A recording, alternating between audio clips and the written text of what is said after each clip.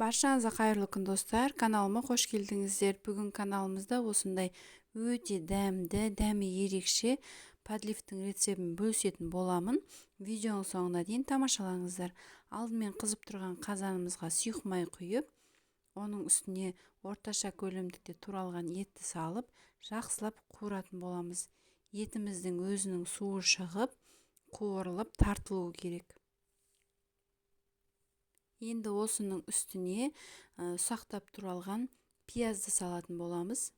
Мен бір пиязды турап салдым. Енді осы пиязды араластырып отырып, тағы да 15 минутқа қуырып алатын боламыз. Пиязымыз жұмсарып, қуырылу керек осылай болып.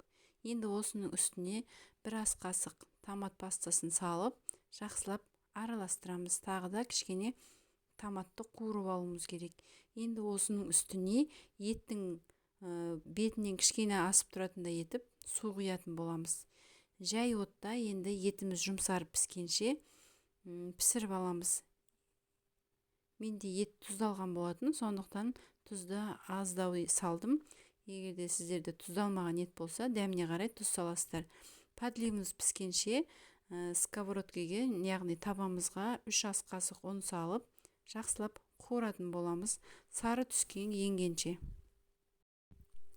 Қуырған ұнымызды міндетті түрде астын осылай күйіп кетпеу үшін араластырып тұрамыз. Міндетті түрде толығымен сарғайғанша.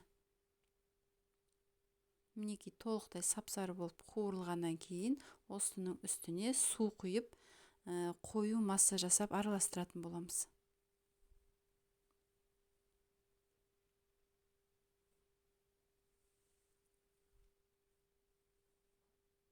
Су өте көп құймаңыздар, осындай аз-аздан құйып отырып, қою масса шығу керек. Енді осы су құйылған ұнымызды жақсылап түйіршік қалмайтындай етіп араластыратын боламыз.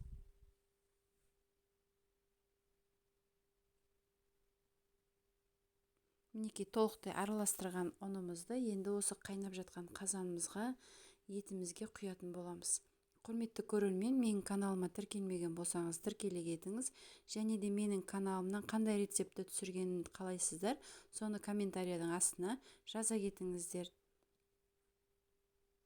Мінекей қазанымызға құйып, бұл жерде етіміз толықтай піскен кезде ғана құйыңыздар. Піспеген болса, тағы кішкене етті пісіріп алу керек.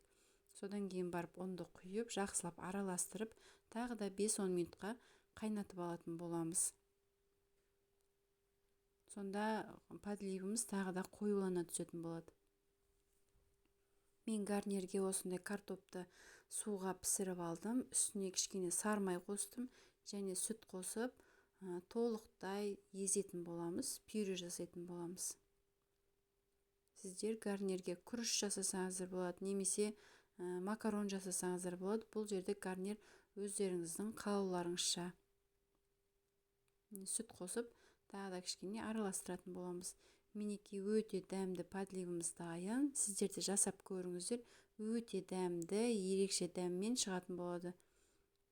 Менің каналыма тіркелмеген болсаңыз тіркеліп, подписаться батырмасын баса кетіңіз және лайктарыңызды баса кетіңіздер.